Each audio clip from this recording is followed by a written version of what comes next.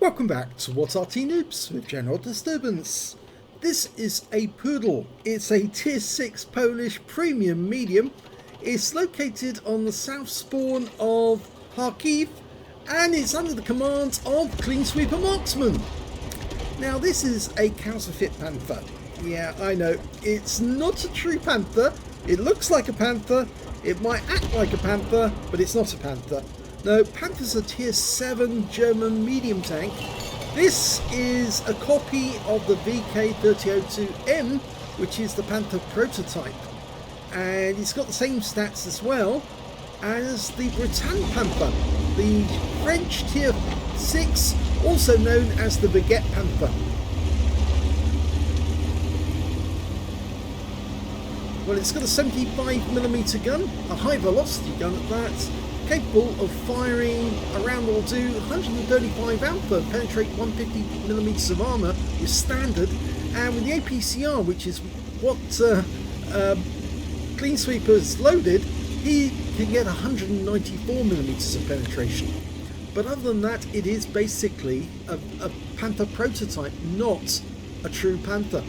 The true Panther's actually got slightly better penetration, 198mm with standard ammo, and it's got a higher DPM as well because it's got a faster reload. Ouch! The Striv 74 with his 75mm gun managed to get a pen there. Just trying to side scrape out to get a shot. Changed his mind. Ouch! He gets hit again. Where did he get hit? Oh, on the gunman lid. That's actually the British tankers actually realised after a while if they could hit the mantlets on the lower part, they could get the round to deflect into the top armour of Panthers and kill them that way. In fact, it became quite a famous tactic, especially if the tanker was using a Firefly. They could easily penetrate the Panthers, no problem whatsoever, if they hit it in exactly the right spot. He's squeezing out. Nice shot into the Excelsior. It's an average shot, but it's a low roll. 130. Can you get another one in? Oh, bounce another round from the Striv. Going for the Excelsior again. This time round it's, well, it's still a low roll. Actually, it's a high roll. What am I saying? 135 alpha.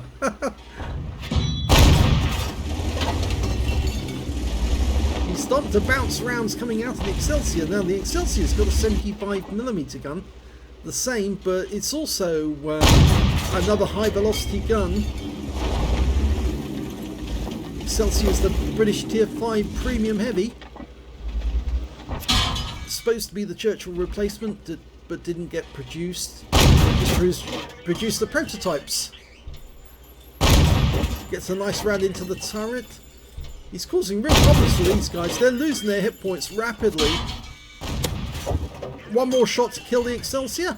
Oh! Didn't pen. Goes for the Striv instead. Easily penned that turret. Yep. And can he get the Excelsior now? Yeah! So his first kill. Now the story with the Pudel was that the Polish in the Warsaw Uprising managed to capture a couple of Panthers that were actually sent to quell the uprising, and they gave them names, and one of them was called the Pudel.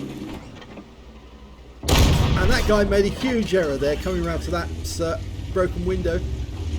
And of course they then used those Pudels, or the Panthers, against the German forces. Kind of embarrassing for the Germans that one of their own tanks was actually being used against them. Same thing happened with the Baguette Panther. Some Panthers were captured by the Free French, and they were used against the Germans. Of course, they decked them out with French colours. Now, many of you will know that there was a Baguette Panther at Tankfest 2 years ago. I don't know who actually owns it, but it certainly did turn up and it was rather interesting. There's not that many operational Panthers in the world, actually. Oh, Matilda. Nice shot. Easily penetrate the Matilda tank. In fact, not a lot of people realise that the Panther actually has better penetration at short range than the Tiger tank, the 88mm. He's taken out the M18-1, and that Panzer T25 is chasing after our M5 Stuart.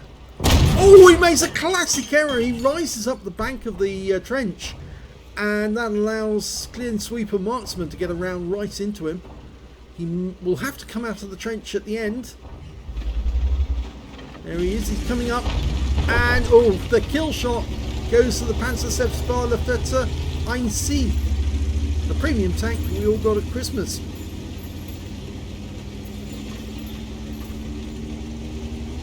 Okay, there's a couple of enemy tanks at the end of this road. A Hetzer and a T28. They're up in those bushes, those trees. Worth a couple of blind shots. You see, the reload time by the book is 4.03 seconds, but he's managed to get it down to 3.53, which obviously helps a bit. Okay, yeah, there's a T28 Hetzer. Looks like the T28 just took a round. Oh, he's gone. But there's still a Hetzer up there. And we don't know if he's got the derp gun or the standard 75mm. The Excelsier's gone. He died rather suddenly, and that makes me worried. If the Hetzer's got the derp, he could be very dangerous to us, because he can wipe us out with one round. Okay, these guys seem anxious to get to the Hetzer. He's just the other side of that building.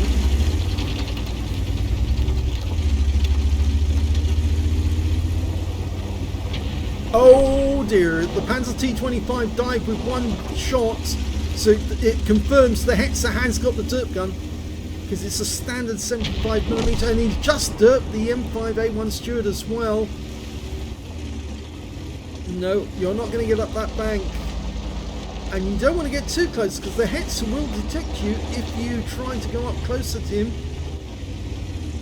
I think what you need to do is circle all the way round and try and come up on his flank, because if he's pointing this way, as he must have been when he killed the Stuart and the other tank. Oh, he did take a round from the Hetzer, but drive forward quickly, because otherwise he's going to kill you.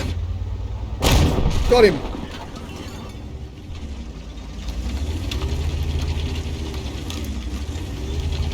Okay, they're gone, and potentially he's got 20% of the enemy hit pool, which means he might have the high caliber. But there's still 5 enemy tanks out there between him and the win.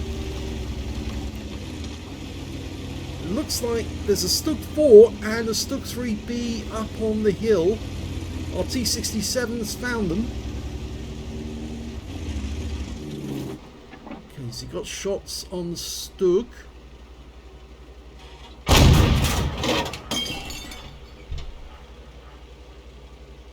I was watching a documentary on the Stug just the other day, and apparently it was supposed to be the height of a standing man, so it could easily hide in the bushes.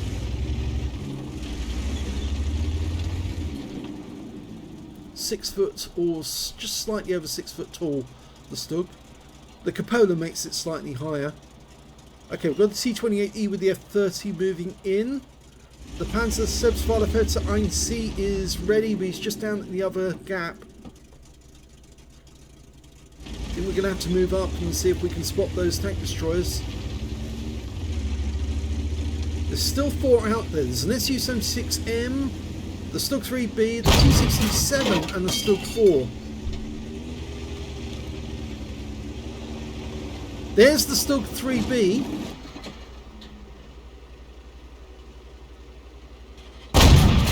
Oh, that was close, but didn't get it.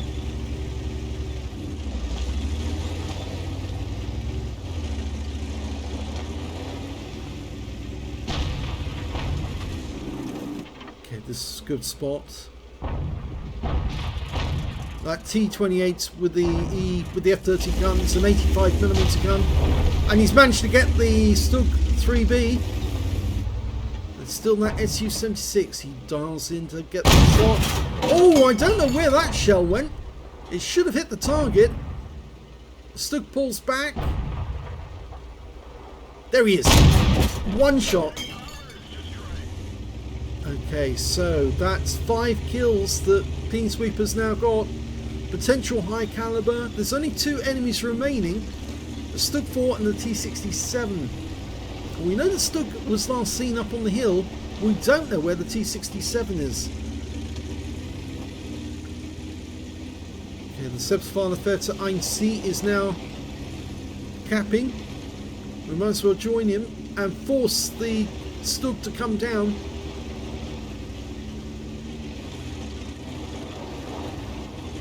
Another trick you can use actually is just park yourself in front of that Selbstfahrerfährte 1C. But oh, we found the T67. The Stug is actually in sight up on the hill. T28E with the F-30's gone up to try and deal with him, and he's died. Okay, so now we've got to try and deal with this guy. Can we get shots? Yes. One in. Keep shooting. And again. And we got the kill. That's the Top Gun. Oh, he just bounced around from the T67. Oh, and Clean Sweeper dies just as we cap out. And that wins the game. The T67 was still alive. But the enemy has lost the game because we capped out. So that's the end of the first game. Let's have a look at the second. The second replay is on Murovanka, North Spawn. And it's under the command of snake36. Game on. Well, the Panther does have some weak spots, as you saw in that last replay. You can penetrate the armour in some places, and of course that cupola is actually a huge weak spot, massive weak spot. Very easy to aim at that. Now, I suppose the amazing thing about the Panther was that it was such a fast tank, such a mobile tank, and it was quite a surprise for the Allies when they finally came across them. The Soviets had actually seen them in the Battle of Kursk, because I think that's where they were first spotted, and so they knew they existed, but they hadn't actually tried killing them with their own tanks. Oh, he just got hit by a Stug 3G, pull back, yep. Ow, took a round from Panzer Selbstfahrerfährte 1C, somewhere up on that hill. Get shot the Stug, he's unsighted now, that's why. Somebody up ahead saw him though.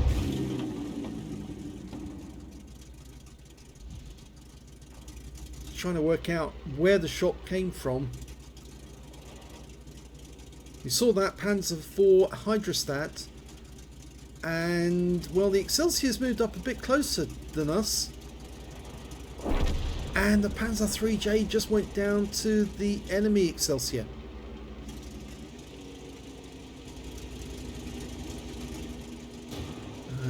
Yeah, our Excelsior's now taking damage. There's a Churchill over there. Nice shot. High roll. A low roll,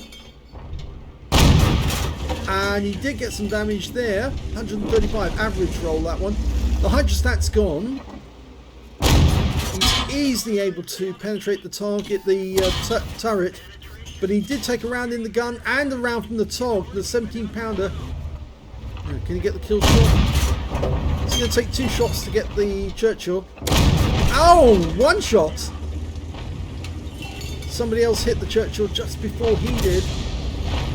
But there's a number of enemy tanks he's got to deal with now, and he can't leave the Excelsior alone, because otherwise he would die very quickly. 1 round into the Stug. Can we have a kill shot? Somebody else got him. It was the Gorilla, so Arty helped. Only 1 Arty each side.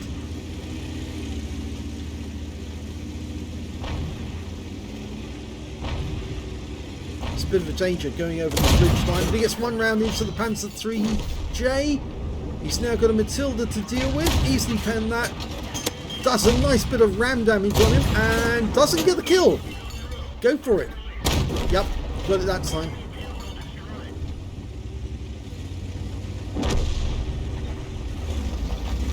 Now there is a Stug 3B somewhere to the south of us, and there's that TOG. And that was the TOG, I think, hitting the ground just in front of us. But we're probably unspotted now.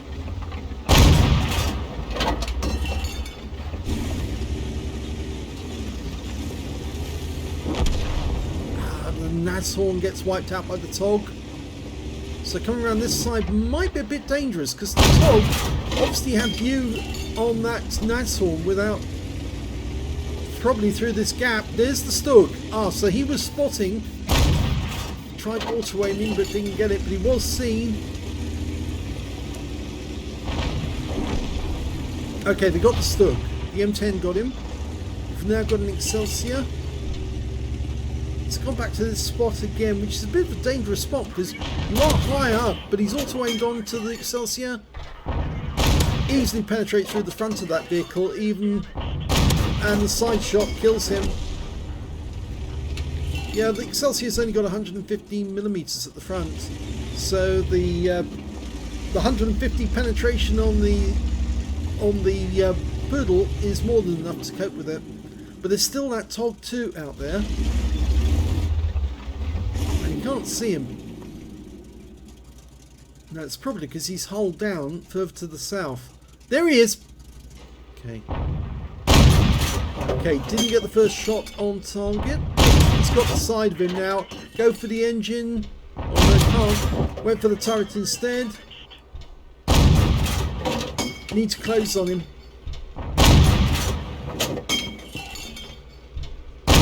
Oh, he's getting blind shots there. And the TOG's gone down, which means now there's only 6 enemies remaining. Most of them are probably up on that hill. So he's taking a bit of a risk going across this open countryside here. You need to use the buildings as cover. So work your way through. Oh, ran over something. Nice bit of cover to use these buildings. There's the M8A1 down to the south. I think the other guys can deal with him. There's the Panzer Sebs for Arty. Okay, go for it. Get the kill. Yeah, nice. That's his 4th kill. Now, there's only 4 enemies remaining. There's one of them, the Hellcat. Important one. He's got to take this guy out if he can. Oh, he's receiving multiple hits. And he gets one into us. But he has gone down. Lost 226 hit points there. But potentially a steel wall. Got to survive the battle to get it though. Okay, the Matilda's very low on juice as well. Only 72 hit points left. And we've got a T40. And there's the Arty. Okay, get the Arty first. M41. 1 shot in.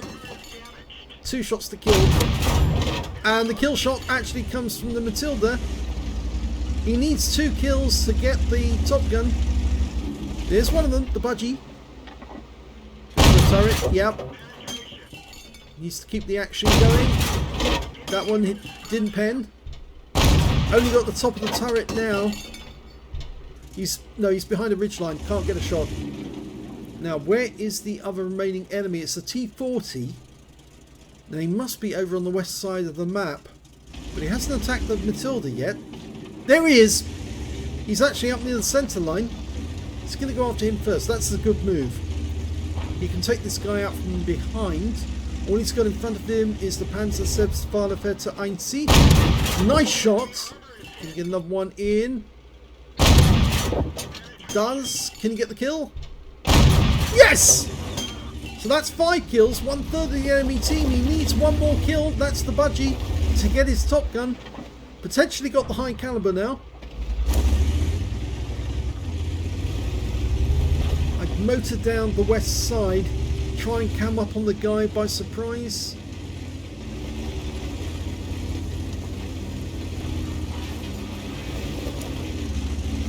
He has lost some hit points, but he might still be deadly. He's been spotted. There he is.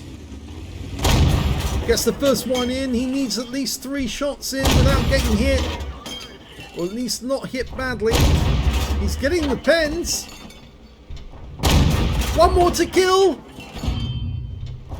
Top Gun wins the game. Well played, snake36. So let's have a look at the end of battle stats for both games. Here's the end of battle stats for Clean Sweeper Marksman's game. He got a first class tanker in that game. It's the first time he's had a first class tanker in the Pudel. He managed to get a duelist for taking down 2 enemies who damaged him, and a fire for effect for doing more damage than the hit points for his own vehicle. He did get the high caliber, he did the most damage in the game, and he did get the top gun as well when he took out the Stug 4, but he couldn't get the kill on the T67 before he was taken out. But luckily the Panzerselbstverteidiger 1C was there to cap out, and well, the T67 couldn't reset him in time. His win rate for that game was 7,998, which is high super unicum. Let's have a look at team score. Yep, highest damage, 2,391 hit points. The next high scorer being the T28E with the F30, got killed by the Stug 4. 1,469 went to him. And the T67 on the enemy team managed 1,397, putting him in 3rd place. When it came to kills, he had the highest number with 6. The next high scorers were the T67 and their Hetzer managed to get 3 kills apiece. Yes, that Hetzer got them one after the other by derping the tanks that were coming around the corner trying to kill him. And 2 kills went to the T28E with the F30, the Panzer T25, the MX 12-ton, the M5A1 Stuart on the enemy team, their Panzer 4 Ausrung H, and their Stug 4. When it came to base XP, it's Clean Sweeper Marksman. Yes, he's got the top in all 3 columns. 1,104 went to him, 930 went to the T28E with the F30, and the next high score after that was the Panzer T25 with 627. He fired 32 rounds in that game, got 23 direct hits and 21 penetrations, damage of 2,391 hit points, of which 884 were at more than 300 meters. He received 14 hits from the enemy during that game.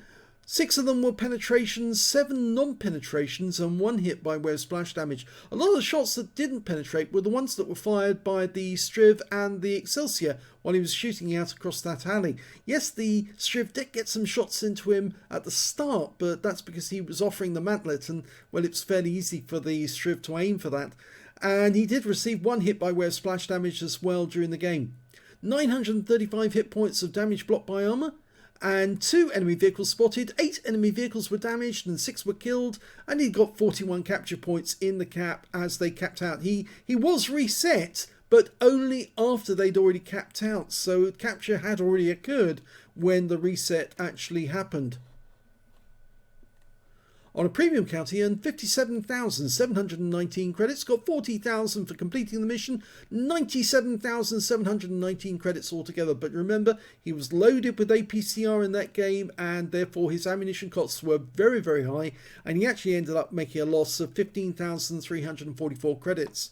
He did get 25 bonds, so that's good, and 1,656 XP, 497 for this being a premium vehicle, took away 2,153 experience points altogether, so a very good game there for Clean Sweeper Marksman in the Pudel. It is quite an interesting tank in terms of the fact that it is basically just a VK3002M, and that is a good tank in its own right, although not quite as good as a proper Panther at tier 7. Let's have a look at the second game and see how snake36 got on. Well, snake36 got an ace tanker in that game. It's his first ace tanker as well, because he's got the scrolls underneath as well. A fire for effect for doing more damage than the hit points of his own vehicle. A duelist for taking down 2 tanks who damaged him. And a handicap for surviving the battle, having received damage from 4 different enemy tanks, as well as a bruiser medal for getting at least 5 critical hits. He managed to get 16 in total. He got the high caliber for dealing the most damage in the game, a top gun for getting at least 6 kills, and he also got the steel wall as well for blocking the most damage in the game, at least 11 hits and at least 1,000 hit points of damage blocked. His win rate was considerably higher, 23,593, a very good score indeed, more than Super Unicum. That's extra on top. I just don't know how somebody can actually do that, but I suppose it's just the sheer number of shots you get on target in the end. You can see you have to scroll the page to see all the enemies that he did hit in that game. Let's have a look at team score. Highest damage, 4,853 hit points. The next high scorer only had 1/3 or less than 1/3 of the score he had. The T40 on his own team managed to get 1,420 hit points and a Confederate in that game. The next high score after that was the TOG 2 with 978, and their budgie managed to get 967. So you can see how far back they were. He was absolutely piling on the damage on the enemy. When it came to kills, he got the highest number of those with 6. The next highest scorer, the M10 RBFM, only managed to get half that number. And after that, it was the Stug 3G and Matilda with 2 kills and 3 tanks on the enemy team. The TUG 2, the Budgie and the Excelsior. When it came to base XP, well, nearly got 2,000, 1,959. He was the only one to get over 1,000, and he was massively over. So this was a high ace tanker indeed. 763 was the next base for the T40, and the next highest one after that was the Excelsior with 593. So he really maxed out in this one because he had more than double the next highest base XP and nearly quadruple the next highest highest XP from the Excelsior. He fired 44 rounds in that game, 37 direct hits and 35 penetrations. Damage of 4,853 hit points, of which 1,708 were at more than 300 meters. So a lot of damage done at long range.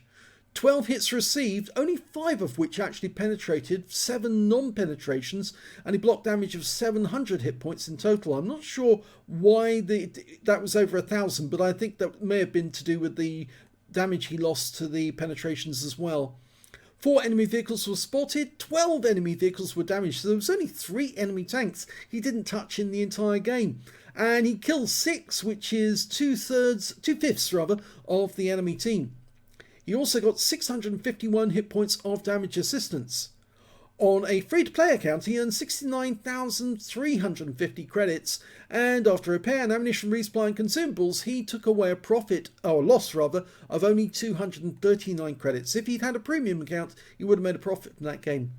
1,959 base XP, 392 for this being a premium vehicle, and 979 for this being a personal reserve bonus. Took away 3,330 experience points altogether. So incredibly well played. That's a lot of damage, nearly 5k damage in a Pudel, which is, well, it is difficult to play because you have to remember, as I said, it's a VK3002M. It's not a proper Panther. It's a kind of Panther prototype pseudo Panther, which Wargaming enjoys putting into the game instead of the copies of the actual Panther. If a Panther had been captured by the Polish, it should have Panther stats, but for some reason they just couldn't do that. They couldn't face doing that, and therefore they put the Pudel in as with the stats of the VK. Well, I suppose it's a bit of a challenge to everyone who wants to buy the Pudel or the Baguette, but that's because they put them at tier 6, and if they put this one in at tier 7 with the Panther stats, or if they put this in with the Panther stats at tier 6, it would have been unfair to all the Panther drivers out there, because then they would have felt that they were shortchanged. But there you go. 2 great games in the Pudel, so if you've got one, take it out and try it. And if you haven't got one of these, but you've got the Baguette Panther, have a go in that one instead. If you enjoyed that replay or those replays, please give this video a like. Do subscribe to our channel, leave a comment down below because it feeds the algorithm.